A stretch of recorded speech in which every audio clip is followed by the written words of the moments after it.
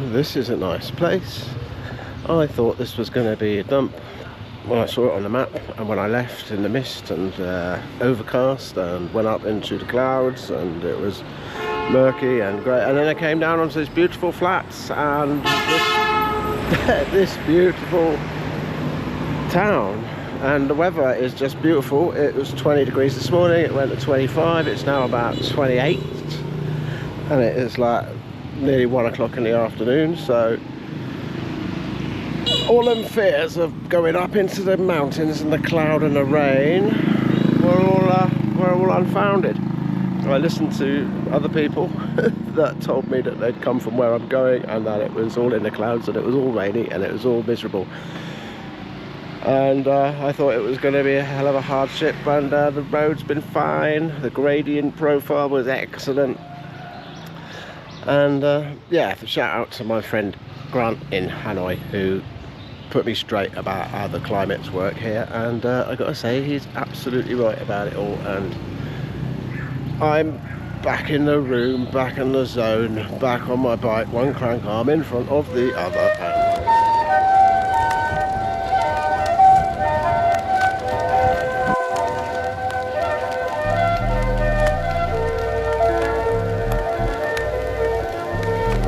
actually, bit of a mistake, being lulled into a false sense of security by the fact that it isn't full of smoke and that the sun is clear, and it was a bit cool this morning, and actually 1:15 in the afternoon heading out into the heat is a stupid idea when I just was in a beautiful piece of shade where I could have spent hours on this nice stone bench under this tree in that town with a ready supply of icy drinks that I actually decided to push on. It's at moments like this when you push it, it's like, where's the next bit of shade? It seems to be everywhere until you're really looking for it. It's one of the great things of Thailand cycling. There are little shade spots everywhere. And there's got to be some. It's got to be similar here. People will work out in the sun, they need to rest in the shade, don't they? And there's no one else about. And there's reason for that, because they're all sensible. They've done all the work this morning, they're going to do it later, and they're resting out this hot part of the day. Going to be just around this next corner. There's got to be a lovely hammock underneath that beautiful tree I can see with all its shade next to a lovely little meandering stream. I mean, we are by the river. Yeah, lovely shade, lovely tree right on the bloody road.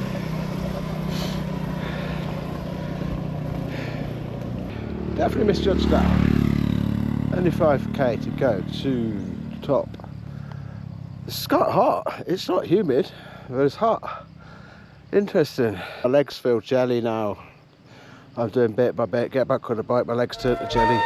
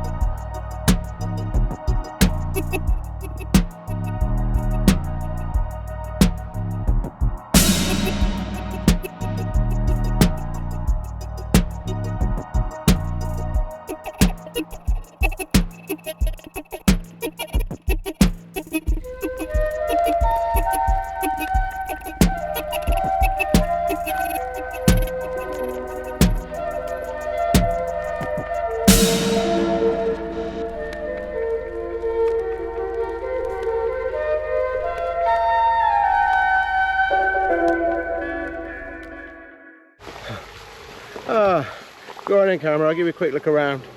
I've had to stop, let the brakes cool off. There you go, look.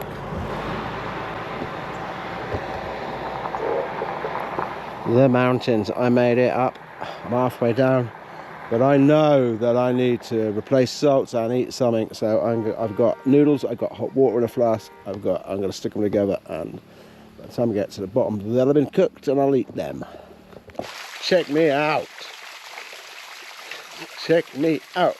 And my flask system, it's brilliant. Hot water's been in there all day. Packet of Fofga. Put it in, stick it on the bike, It's not quite boiling, so by the time I get to the bottom of the hill, it will be cooked. Give it a good old shake up. I got some extra condiments here in case it needs it. Genius, I am. And the other genius flask, I've got a cold one as well, so I've got hot water and cold water on my bike. Brilliant. That was a descent and a half. Brakes, man. They do alright, these brakes, you know, but however, if we're gonna change anything about a bike, I think I'm gonna put more hardcore brakes on it for these kind of descent. But in fairness, GRX stock, what they 400 series or whatever, they work with them Shimano pads in, and they're still going strong after quite a lot of time. Anyway, let's get them noodles eaten. Well worth carrying our chopsticks with one. Let's see what it's like.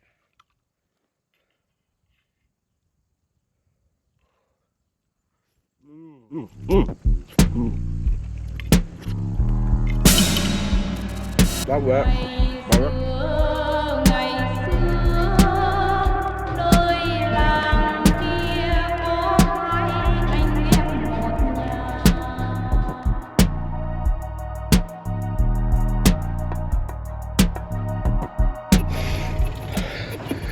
I kind of want to get it down about today before I finish.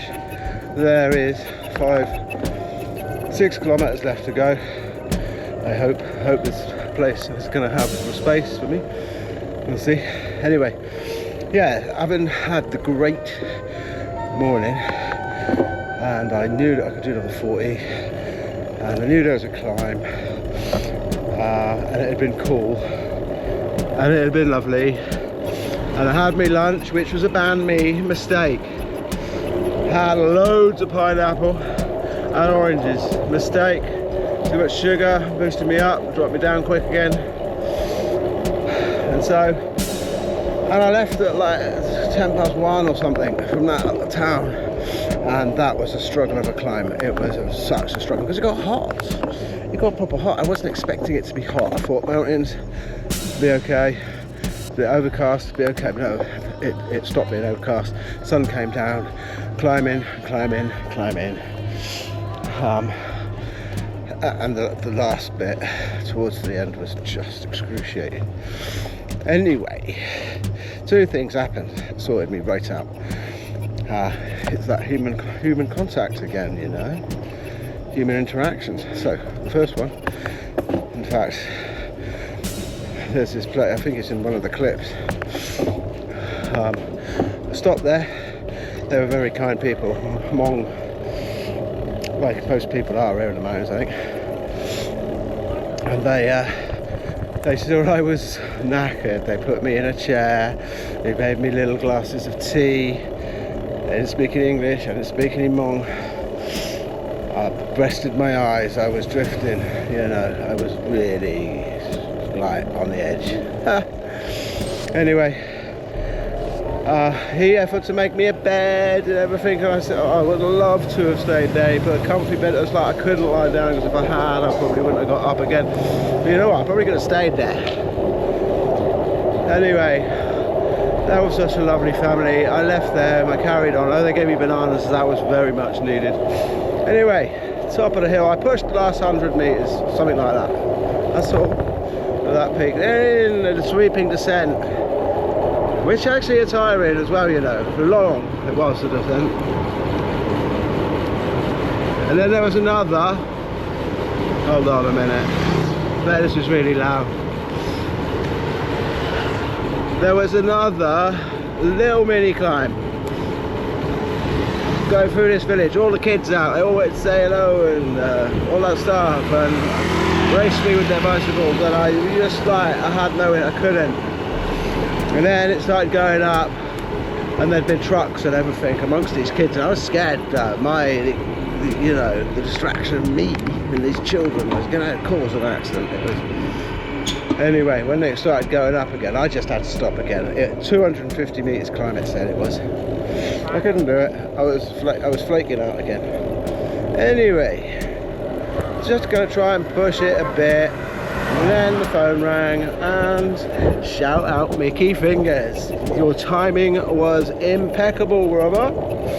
And we had a lovely chat. And it passed the time of day, and it made me feel not so isolated and all the catastrophes in my mind. And it, you know, it was like past the time. Well, it got cooler.